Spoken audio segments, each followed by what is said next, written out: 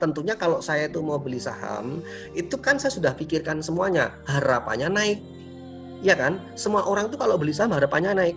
Nggak mungkin dong saya bertanya sama orang gini, Anda kalau trading di pasar modal tuh tujuannya apa? Semua pasti jawab profit, nggak ada yang pengen rugi. Jadi ketika saya itu berharap naik, saya beli sahamnya, tetapi tidak sesuai dengan harapan, seperti strategi yang saya bilang di sore hari tadi, ketika saya itu sudah watchlist saham ataupun mungkin saya sudah menganalisa saham, itu kan ada yang tadi namanya analisis teknikal. Nah, teknikal itu sebenarnya gunanya apa sih? Itu sebuah tools ataupun alat untuk memprediksi saham itu akan bergerak kemana. Tetapi itu hanya alat ya, ibarat tools ya. Jadi nggak selamanya mesti benar. Ingat, teknikal itu nggak selamanya mesti benar. Kenapa? Itu kan cuman teknikal itu dihadapkan dengan dua kondisi. Yang pertama, untuk menentukan kapan waktu yang tepat untuk melakukan jual beli, dan yang kedua, di harga berapa sih kira-kira kita melakukan waktu yang harga yang untuk melakukan jual dan beli. Nah, tentunya kalau menjawab pertanyaan Bapak Hanafi tadi, bahwa ketika saya itu membeli saham, saya sudah siapkan dengan cut loss-nya. Misalnya saya tadi kan bilang untuk cut loss saya atau mungkin take profit saya 2-3%-an ya. Itu ya sudah, saya sudah punya ancer-ancer di situ, nanti tinggal melihat sikon. Ketika kok saham ini udah mulai mendekat, itu saya sudah bersiap-siap untuk enter. Ketika kok tidak sesuai harapan sekali, ya sudah saya harus buang gitu. Seperti itu aja sih Pak sederhananya. Jadi kalau kembali lagi saya tegaskan lagi bahwa teknikal itu kan alat untuk memprediksi. Selayaknya kalau kita melihat nih, kayak misalnya kalau kita ada namanya BMKG ya, untuk memprediksi cuaca. Oh, Jogja bagian utara itu kayak mendung nih, BMKG kan pasti mengeluarkan berpotensi untuk hujan lebat. Tapi apakah dengan mendung itu pasti hujan? Belum tentu juga gitu kan. Itu kayak seperti itu aja sih analisis teknikal menurut saya. Dan yang perlu teman-teman ketahui, saya berpesan bahwa semua metode di pasar modal itu menurut saya silahkan bener, monggo. Yang paling penting konsepnya saya sampaikan ini, cari style yang terbaik aja untuk diri kita, senyamannya kita. Karena gini, seorang fundamentalis dia menganalisa saham itu berdasarkan laporan keuangan laba ruginya. Bisa jadi dia bilang ke trader gini, beli saham kok cuman dari grafik, nggak dari nilai intrinsik sebuah perusahaan, gitu kan. Kemudian sebaliknya seorang trader yang dia tiap hari makanannya cuman bandarmologi, lihat tape trading atau mungkin bid offer ataupun chart gitu, dia akan bilang fundamental perusahaan nggak perlu. Nah, jadi di sini saya menyimpulkan bahwa mau trading yang kayak apapun itu, yang paling penting carilah style menurut diri Anda yang paling cocok. Semuanya bagus, intinya cuman cari profit. Itu aja sih yang paling penting. Gitu Pak, untuk menjawab untuk keputusan cut loss saya tadi, intinya saya sudah mengkur gitu ya dengan menggunakan teknikal batasan-batasannya.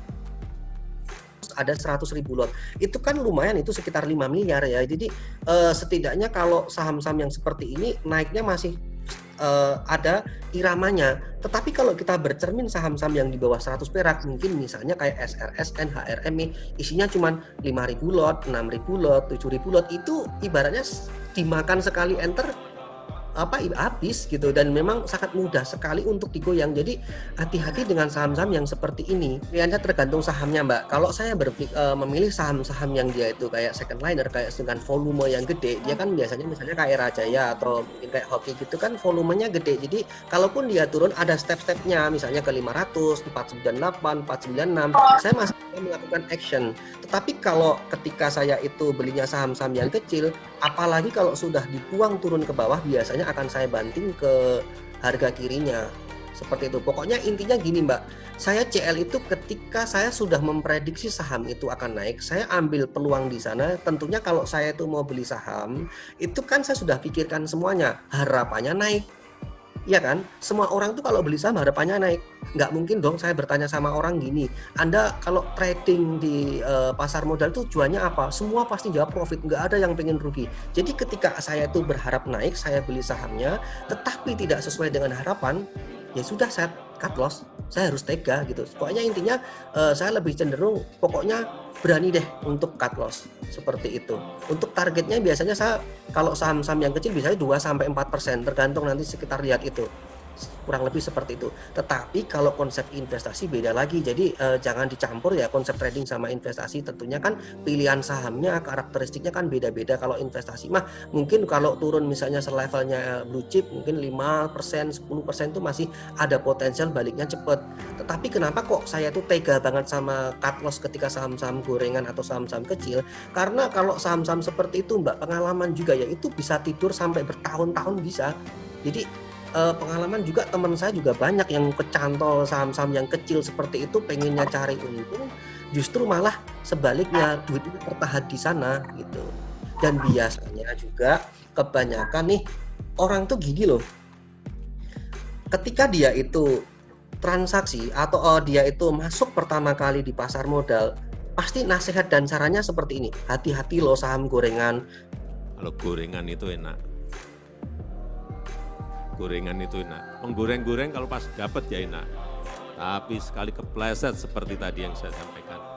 Beli saja saham-saham yang blue chip deh, LQ45 itu kan lebih aman. Iya, di awal dia konsisten. Dia di awal beli saham seperti itu. Tapi lama-kelamaan dia akan berpikir, kalau seperti ini kapan saya kayanya? Naiknya cuma dikit. LQ45 memang stabil ya, tidak terlalu drastis banget kayak saham gorengan. Akhirnya dia melihat tiap hari running trade yang begitu ramai, ada yang naik 20%, 30%. Dia akhirnya mencoba banting setir.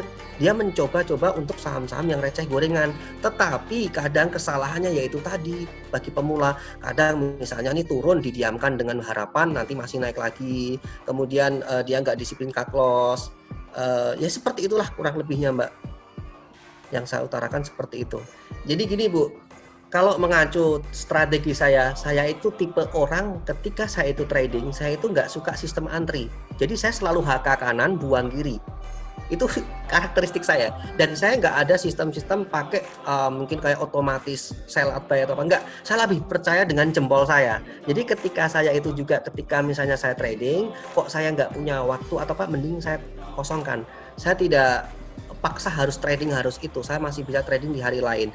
Nah, kalau untuk patokan beli dan jualnya ketika market buka atau apa seperti itu, biasanya saya ini sih, saya juga agak susah juga jelasinnya ya, karena di situ kayak improvisasi ya Bu ya. Jadi memang ketika saham itu direspon baik, biasanya yang saya lakukan adalah melihat ketika saham itu sudah naik tinggi atau belum. Ketika opening misalnya nih, opening dia mungkin masih naik 2%, 3%, masih lah oke, kita pikirkan untuk bisa masuk.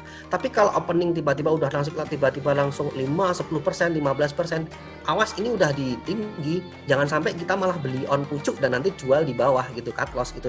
Jadi kalau seperti ini jujur saya, kalau karakteristik saya improvisasi. Bahkan kadang saya itu beli juga walaupun newsnya bagus, ini laporan keuangannya bagus, tapi kok nggak direspon pasar, ya jangan dibeli. Jadi kita juga lihat respon pasar. Biasanya saya melihat ketika di running trade itu, saham-saham yang dia itu naik signifikan, mungkin bisa 3-5%, bahkan mungkin sampai 10%, ini biasanya saya amati, dan saya hanya berfokus pada in out. Saya beli, saya ambil beberapa persen aja, saya keluar. Tentunya saya sudah siapkan rem saya ya, cut loss ya. Jadi kalau tidak sesuai harapan beli saya langsung cut loss.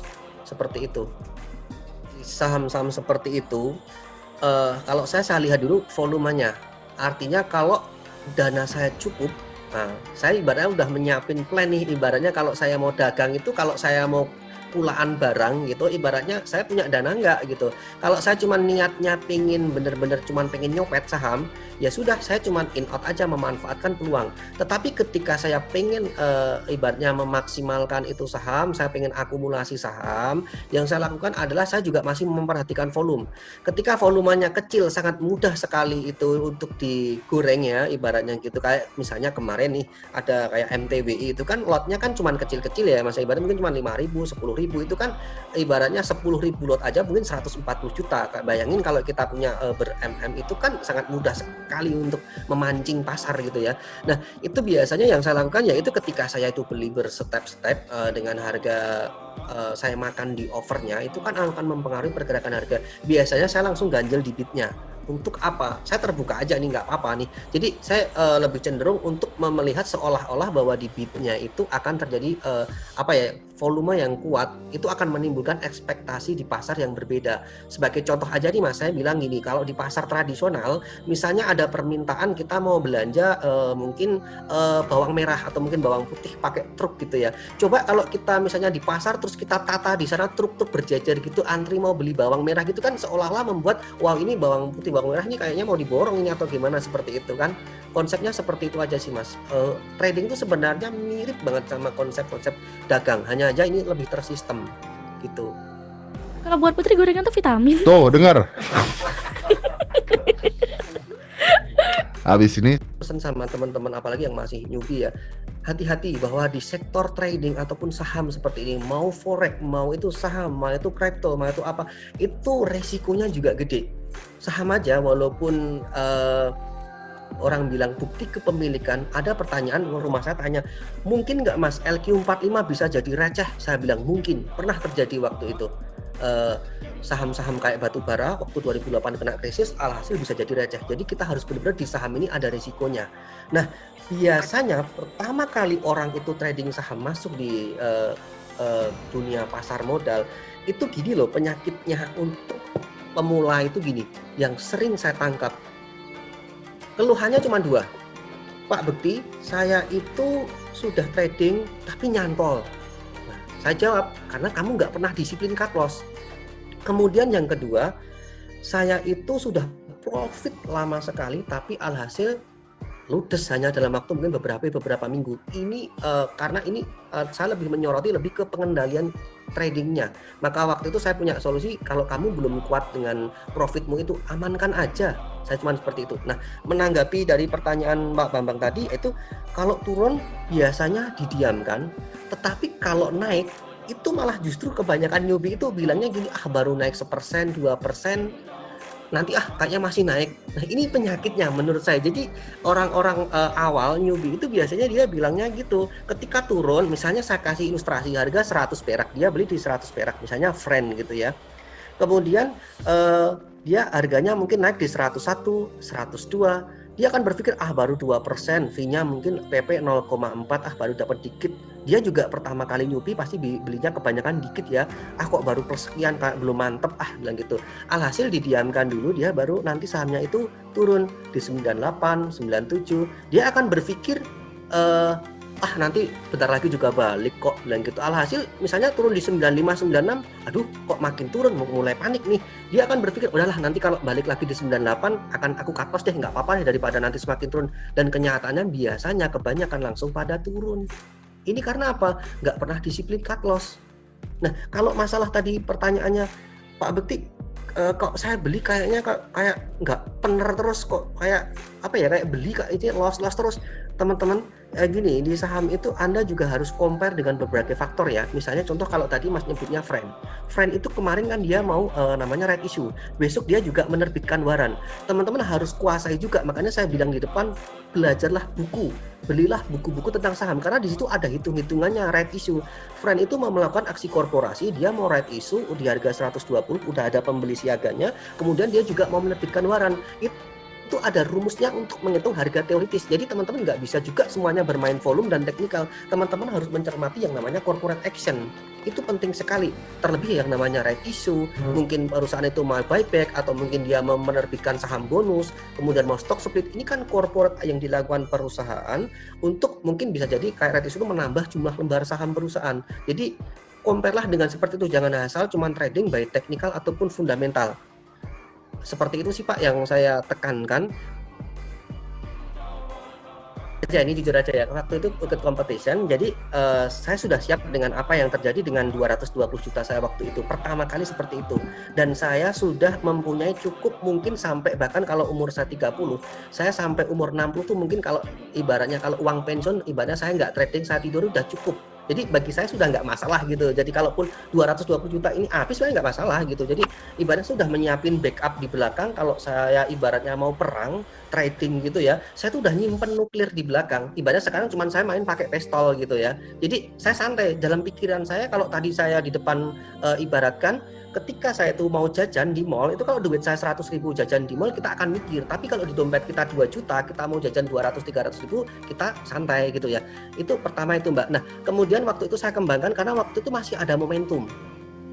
Jadi gini, ketika waktu itu kan benar-benar ramai sekali ya sektor farmasi, apalagi IHSG kita kurang lebih di sekitar November Desember itu bisa naik sekitar 20%. Pasca Covid yang turun tajam, IHSG kita itu waktu itu saya melihat kok ini luar biasa apa ya, ibaratnya luar biasa naik, pulihnya cepet banget. Saham-saham seperti ini blue chip naik semua, pada pulih semua. Bahkan sempat kemarin malah melebihi indeks kita itu melebihi sebelum Covid, sebelum market itu jatuh.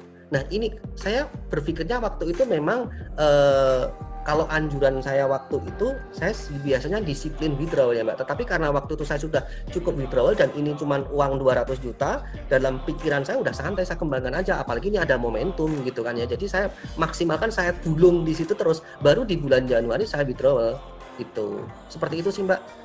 Kalau gorengan itu enak. Gorengan itu enak. Menggoreng-goreng kalau pas dapat ya enak. Tapi sekali kepleset seperti tadi yang saya sampaikan, ada ini di India.